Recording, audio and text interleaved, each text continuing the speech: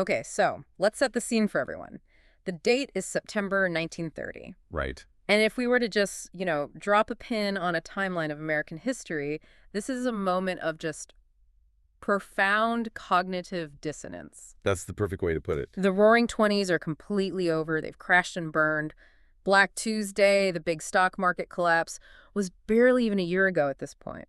So the Great Depression isn't just some headline in a newspaper anymore. No. It's a physical reality. It's this weight sitting on people's chests. You have banks just locking their doors for good. Bread lines are literally wrapping around city blocks. It's a very bleak landscape. It is. But then you sort of zoom in on one part of the country. You look at California.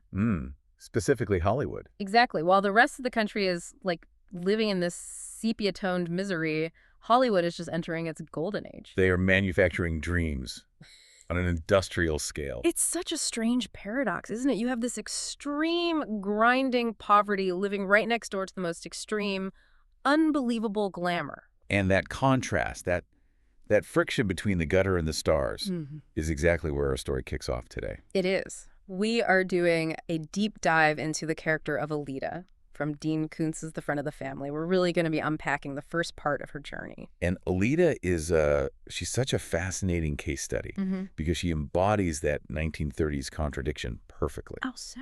Well, when we first meet her, she's 17 years old. Yeah. She has no last name. None that she knows of anyway. Yeah. And she possesses a mind that is, frankly, just staggering in its brilliance. But she is living inside a hooded robe. She's completely concealed because she believes with every fiber of her being that she is a monster. A monster. Wow. That's a heavy word for a 17-year-old to have to carry. It is, but it's the only word her world has ever given her. Right. So our mission today is to trace her journey, her extraction from a life of, literal enslavement on the carnival circuit, right, to her integration into this place called the Bram, which is this sort of utopian estate in Beverly Hills. Yeah. And along the way, we're going to look at the economics of exploitation, the psychology of dissociation, and a very, very strange mystery involving dead rabbits and a secret society. It gets weird. It sounds like it. Okay, so let's start at the beginning. The Museum of the Strange. Because I feel like to really understand the relief of her rescue, we have to first understand the hell she was living in. Absolutely. Koontz paints a very specific, very grim picture of Alida's origins. She is what the carnival barkers back then would call a biological oddity. Okay. Now, usually when we hear that term in literature, we expect something, purely horrific. Right, some kind of grotesque creature. But Alida is a duality. From the neck up, the text explicitly compares her to Lillian Gish. And for anyone who might not be a huge silent film buff, Lillian Gish was the face of silent cinema. The biggest. Huge, giant eyes, rosebud mouth, this cascade of golden hair. She was the absolute definition of innocent beauty. Exactly. So Alida has this angelic face, but from the neck down, her development took a very different path. What does that mean exactly? The book is a little vague on the specifics. And I think that's a very smart narrative choice. It doesn't give us a cold clinical diagnosis. It forces us to see her through the lens of the era, through the eyes of the people staring at her. Okay. She has webbed fingers, her joints are fused in unusual ways, her skeletal structure doesn't align with the human norm. So to the crowds paying a nickel to stare at her, she is grotesque. And the person managing this, Yeah. this asset, is a man named Captain Forrest Farnham. He's our antagonist. Yeah. And just a classic archetype of the era. He calls himself captain. But he's not a real captain. Oh, no. Never served a day in his life. He's a pitchman, a grifter. He runs what's called a 10-in-1 show for the McKinsey Shows Carnival. 10-in-1? Explain that for us. It sounds like a bad deal at a supermarket. It kind of does, but in the carnival business of the early 20th century, the 10-in-1 was the freak show. Ah. And the logic was just volume. You pay one admission price, you walk down this corridor of sawdust, and you see 10 different acts or human wonders. So you get the bearded lady, the rubber man. The sword swallower, exactly. It's basically an efficiency model for exploitation. You just herd the rubes in, shock them 10 times, and then you herd them back out. And Alida is the centerpiece of his show. She's not just in the show, she is the show. He calls it the Museum of the Strange. And what's really chilling is how Farnham views her. He absolutely does not see a human being. He sees a pension plan. A pension plan. He literally calls her his money machine. His entire life plan is explicitly financial.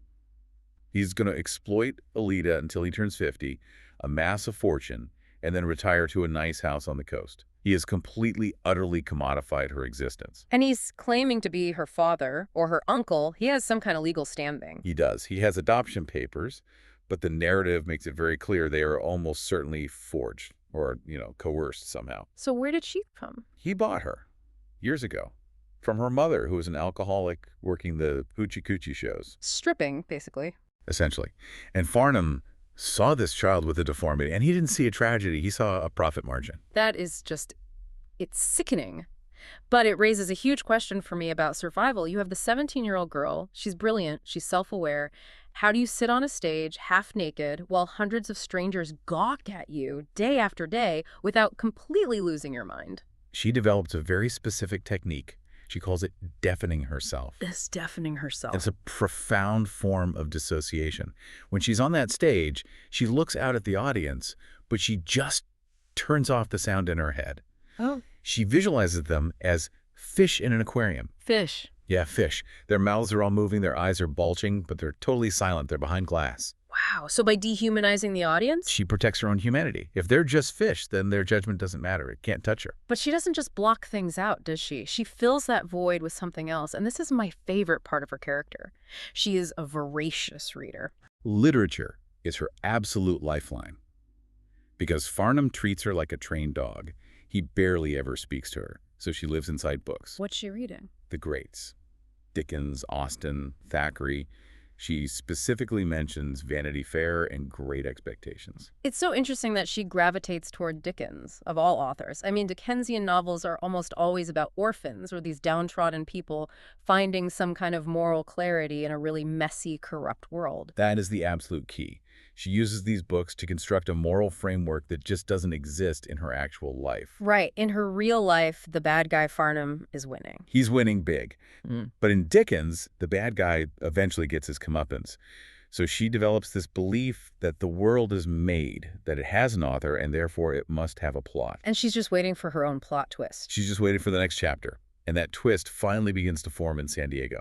It's September 1930. The main carnival season is over. So Farnham is taking the act on the road to speakeasies. This is the Blue Mood incident. The Blue Mood incident, yeah. Yeah. And the Blue Mood is a high-end speakeasy. This isn't some sawdust floor dive bar. No, this is where the wealthy go to forget the depression is even happening. Exactly. The people drinking here aren't starving, they're bored. And cruelty, so often, is a byproduct of boredom. And Farnham changes the act for this venue. He doesn't just have her sit there. He uses a prop, a big theatrical prop. An Egyptian mummy case. Of course. It's all theater. He wheels out this upright sarcophagus. He spins this whole yarn about finding a strange creature in the jungle or at a crash site or whatever story he's telling that night. Then he opens the lid. And the reaction isn't just shock this time. No. At the carnival, people might gasp. Maybe they'd be horrified. At the Blue Mood, they laugh. And there's a comedian there, a guy named Buddy Beamer. He's the house comic. And he decides to make Alida part of his bit. Oh, no. He interrupts Farnham's whole spiel to just mock her. He roasts her body, her silence. He turns her into a punchline for these rich drunks. And the audience joins in. They laugh with him. And that is the absolute breaking point. Alida can handle the staring. She can handle the cold, the hunger. But the collective laughter of these quote-unquote refined people, it just shatters all of her defense mechanisms. She describes it as her real dark night of the soul. And she actually contemplates suicide right there in that moment. She's 17 years old, standing in a fake coffin, being mocked by a hack comedian, and she seriously calculates how to end it all. She's thinking about the logistics of death as a genuine release. But she doesn't do it. She steps back from the ledge. What pulls her back? This is where that literary background literally saves her life. She falls back on her core belief that the world has meaning, that it has a story.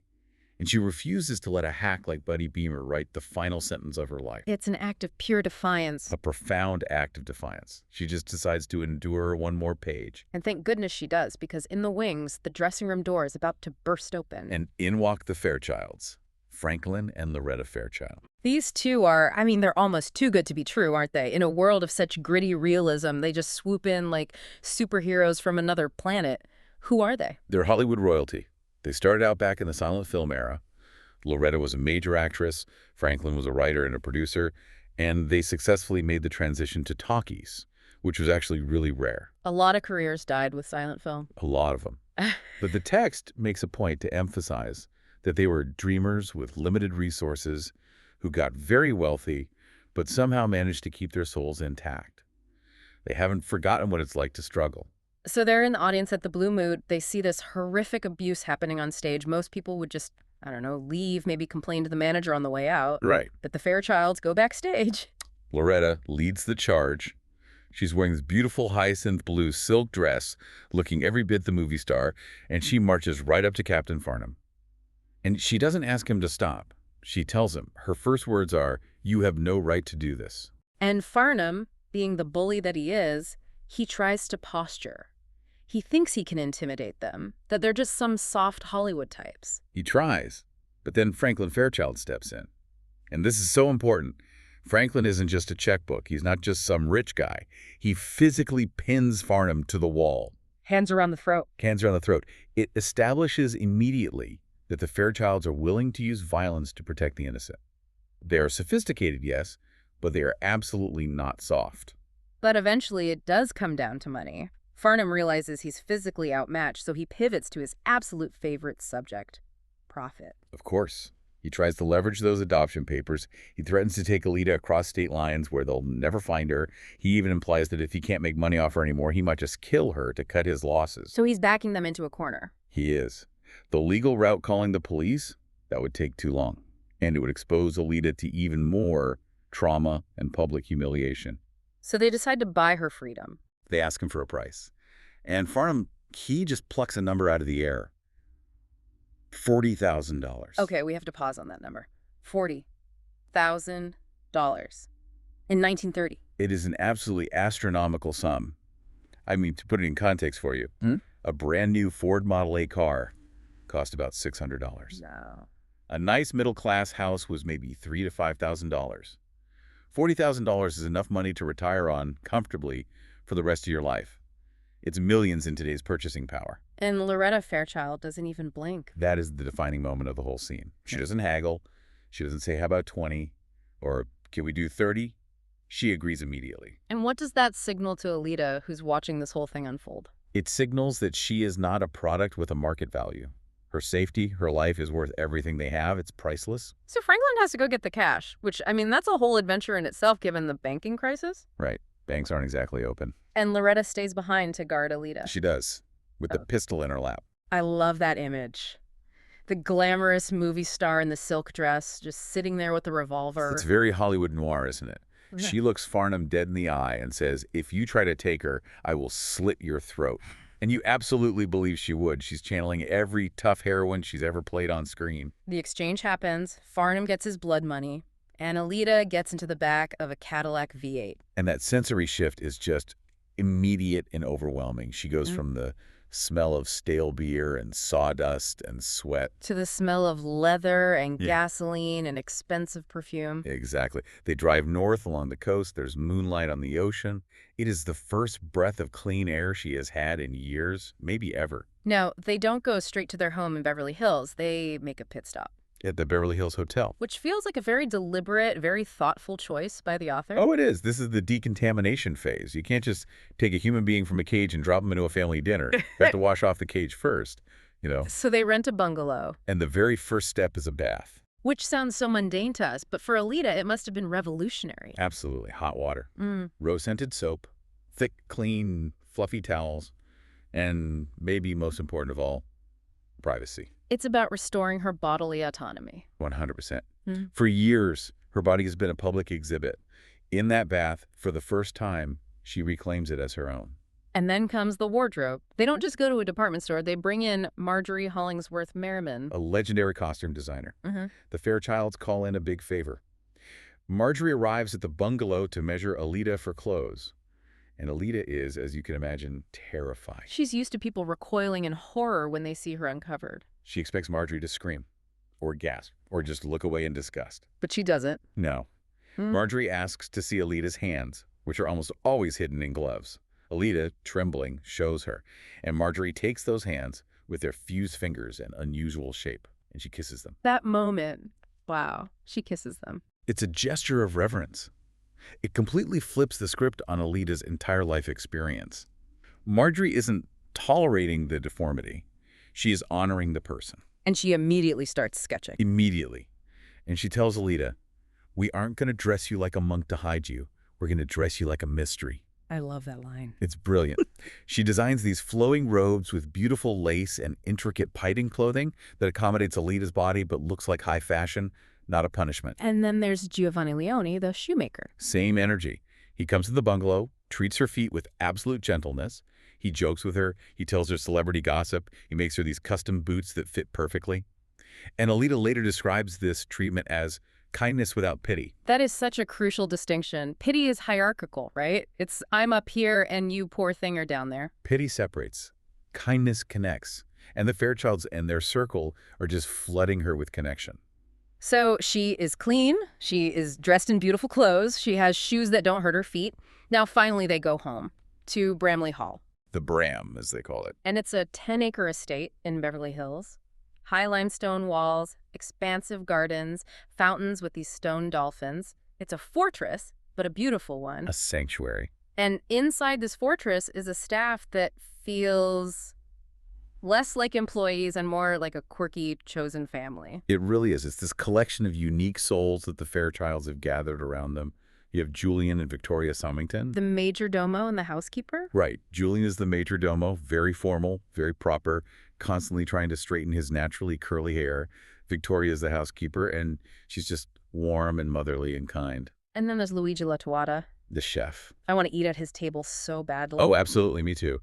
Luigi is such a great character. He's this large man with a really complex heritage. His mother was Jamaican, his father was Italian, and he was raised in London. So he speaks with a crisp British accent. Cooks these Italian masterpieces and just commands the kitchen like a ship's captain. The descriptions of his food, the peach ice cream, the soufflés, they represent the return of sensory pleasure to Alida's life after years of deprivation. But there's one staff member in particular, Harmony, who shares a really intense, almost immediate bond with Alida. She's a maid, and she also has a visible physical difference. Yes, Harmony is missing a few fingers on one hand. She notices Alida looking at them during their first meeting, and instead of hiding it or getting awkward, she just tells Alida her story. And it's this deep dive into a really specific piece of history, the Great Molasses Flood of 1919. Okay, we have to sidebar on this for a second. The Great Molasses Flood, it sounds like a joke or something from a children's book. It sounds like a fairy tale, but it was a real and truly horrific industrial disaster. Where did this happen? The north end of Boston, January 1919. There was this massive storage tank, 5 stories tall, holding 2.3 million gallons of molasses, and it burst. And this wasn't like slow-moving syrup. Not at all.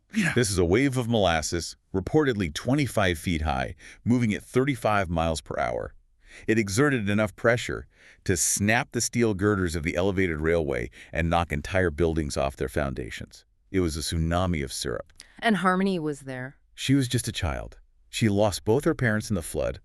She only survived by scrambling up a fire escape and hanging on by her fingers as the wave tore the building apart right beneath her. That's how she was injured. That's how she lost her fingers, just hanging on for dear life. Why does she tell Alida this incredibly traumatic story right after they've met? It seems so intense. It's a lesson. It's a gift.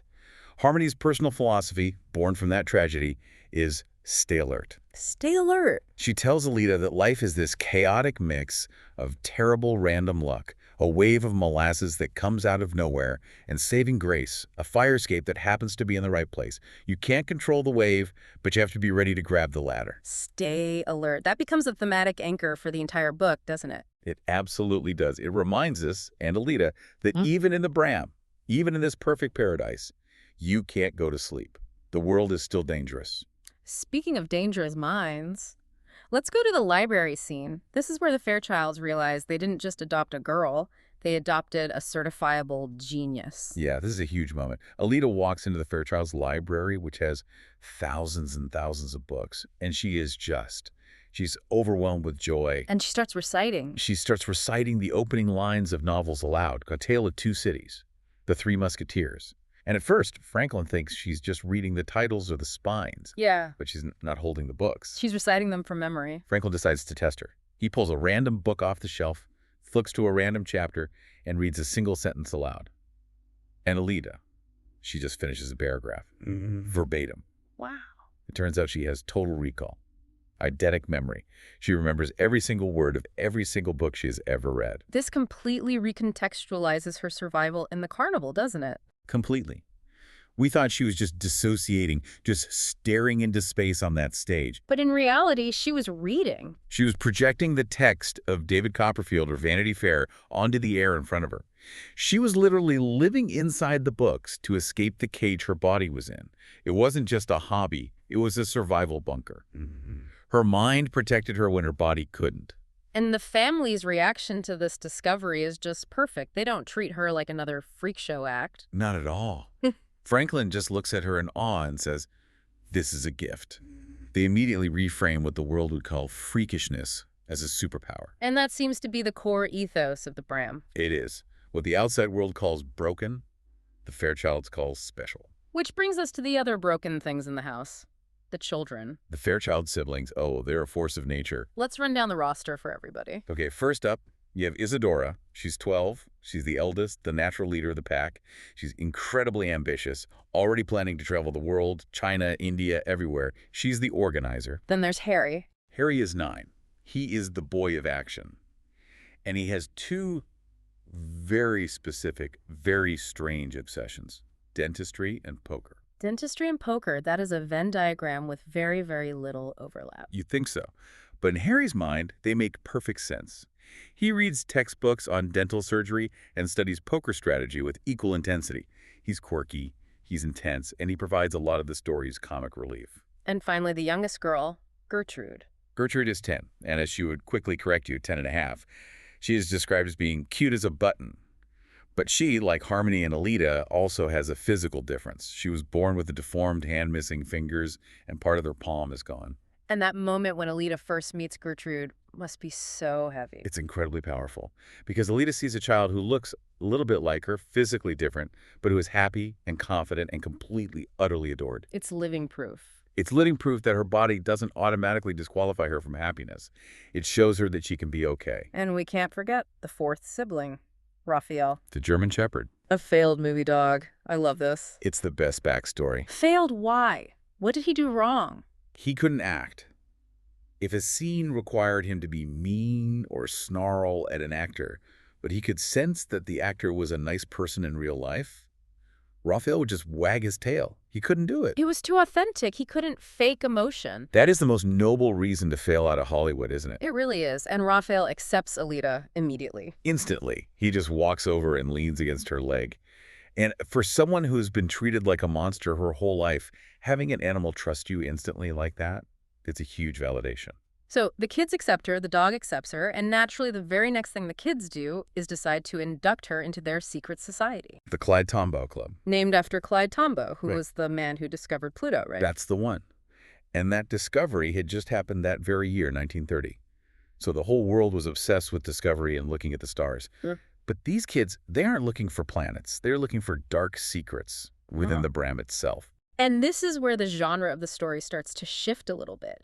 We go from this heartwarming rescue story to something more like a mystery thriller. Because the kids have evidence. They do. They've been collecting all these strange items they've found around the estate and hiding them in the wine cellar. Okay, let's go through the exhibits. Exhibit A. Exhibit A is what they call the case of the plethora of dead things. That's unsettling. Very. We're talking about dead birds found inside slippers, dead mice found under pillows, and most recently, a dead rabbit found on the lawn. Okay, that is incredibly disturbing. It feels threatening. It's an invasion of what's supposed to be this safe space. Exactly. All right, what's Exhibit B? Photographs. Mugshots, to be specific. Mugshots. Yeah, they found these mugshots hidden in books and inside board game boxes in the library. One is of a man named Francois Leclerc, a convicted killer.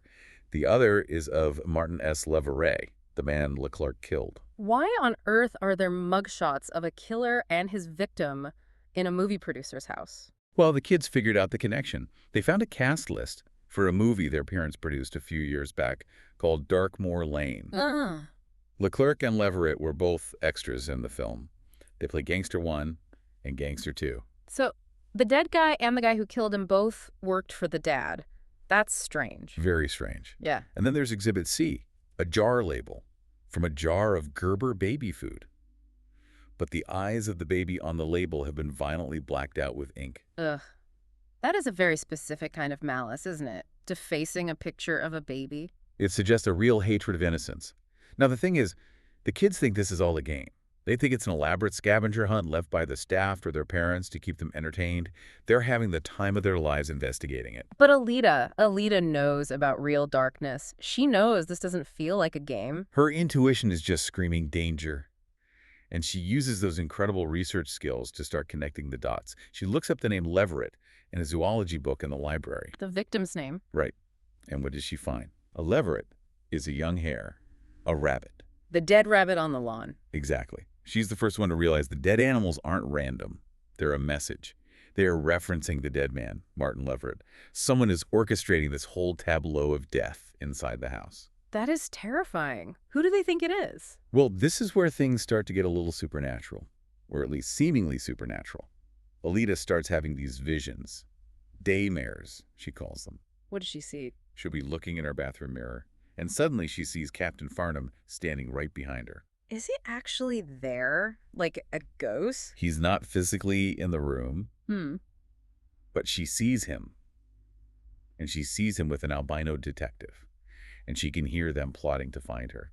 It could imply a psychic connection, or maybe it's just extreme PTSD manifesting as these vivid waking dreams. And then there's the voice in the fountain. Right. She's walking in the garden and she hears this disembodied voice tell her to ask Mr. Reinhardt about mice. Mr. Reinhardt is the groundskeeper, the very gentle man who cries over dead things. The very one. So she goes and she asks him. And what does he say? Reinhardt confesses, not to anything malicious, but he says he found a litter of wild rabbits and was trying to raise them. One of them escaped. He thinks all the dead animals appearing in the house, the birds, the mice, it's just nature. The escaped rabbit or maybe a cat bringing in their prey. So the plethora of dead things is just the groundskeeper being a bit sloppy. A natural explanation. That's the rational explanation, yes. And it solves part of the mystery. It explains the physical dead animals. But it doesn't explain the mugshots. It doesn't explain the blacked out baby eyes on the Gerber label. And it certainly doesn't explain why Alida is seeing Captain Farnham in her mirror. Farnham isn't done with her. That is the huge threat hanging over the end of this first part of the story. Yeah. Farnham has $40,000, but men like him are never satisfied. He views Alida as his property. And that mirror vision implies he has hired a private investigator to hunt her down? A very creepy albino detective, yeah. Yeah. He isn't just going to let his retirement fund go without a fight. And the kids are playing their detective game right in the middle of the approaching storm. They are. They're up on the roof of the Bram, looking at the stars through a telescope, feeling like they're in the middle of some grand adventure story. They think they're the hunters, but we, the listener, know they might actually be the prey. Stay alert. Exactly. Harmony's warning just rings in your ears. The Bram is a sanctuary, but sanctuaries have to be defended. You can wash off the carnival mud, you can put on beautiful silk robes, but you can't erase the fact that there are predators in the world. And one of them knows your name. It's a fascinating setup. You have this real island of misfit toys dynamic going on. Oh, for sure. It's all about the inherent value of so-called broken things. In the outside world, the world of the Depression, the world of the carnival, if you are broken, you're either discarded or you're exploited. But in the Bram. In the Bram, if you're broken, you are loved. The Fairchilds collect people and dogs, not to fix them, but to cherish them exactly as they are. And Alida represents the ultimate test of that love, doesn't she? Can she really truly be free, or will her past always be there, hunting her? That's the central question for the rest of the book. Yeah. But for now, as we leave this section, she's on the roof, she has a family, she has a name, even if it's just one, she has clothes that fit, and a dog that loves her, and she has a very real mystery to solve. It's such a powerful beginning. It really reminds us that a rescue isn't just a single event. It's not just the moment they hand over the money. It's a process. A long and sometimes dangerous process. And sometimes that process requires a German shepherd who's too nice for his own good, a stack of Dickens novels, and a pistol in a silk lab. I think that's the perfect place to pause for today. We've seen the rescue. Next time, the war for her soul really begins. Stay alert, everyone. Thanks for diving in with us.